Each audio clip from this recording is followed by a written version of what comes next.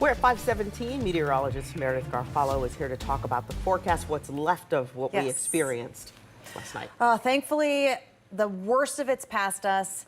You know, today is actually the last full day of spring. Can you believe it? I know it's felt like summer, though. Going out with a bang last night. Yeah. No pun intended. Mother Nature, what are you doing?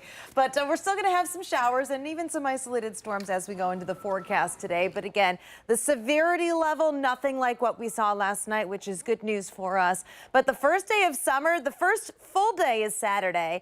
And it's weird because summer actually starts tomorrow, I think at like 10 o'clock. So you really don't get that first full day until we go into Saturday. But for all golfers out there, let's take a look at the Go for Golf forecast. And I can tell you, today's one of those days where you're going to have to dodge the storms. Not the best day. If you can, I would try to book a tee time for tomorrow or going into Saturday. It's just the more you go into the weekend, the hotter it's going to get. So what we have lingering right now outside as we look at our satellite and radar, mainly going to see some showers. If we zoom in a little bit closer, you can see none of those are in the metro yet, but Plain City starting to rain if you're heading to work right now there.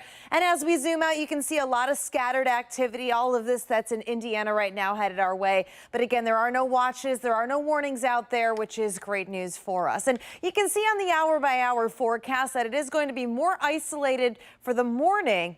And then when we go into the afternoon, we still have a little bit of energy left that's going to stream through. And that could kick up these showers and storms that you're seeing here on the forecast. But it's going to be very quick and done very fast by this evening. It should be a great sunset. If you have any activities you're going to later, maybe you took Friday off, you have a 4-day weekend, I can tell you it's going to be a great evening tonight to be outdoors, especially with the humidity a lot lower. And then as we go into Friday, we're going to start off with a lot of sunshine, and that's going to be on rinse and repeat for us as we go into the weekend. But the best days to mow are actually going to be this weekend. You can see Friday and Saturday, and I have Sunday at fair just because of the heat. So let me show you what I'm talking about. Today, that's not going to be a problem.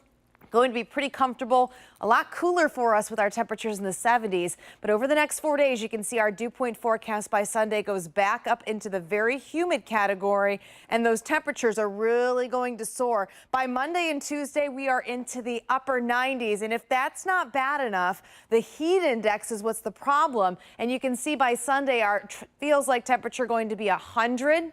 99 Monday, 101 on Tuesday. This is like southern heat for us, but unfortunately it is going to build in, and that is why we have issued 3 in a row weather impact alert days for the heat. That is especially for the afternoon. And then as we go into the middle of the week, we're going to start to cool down slowly, but that rain should hopefully help us next Wednesday.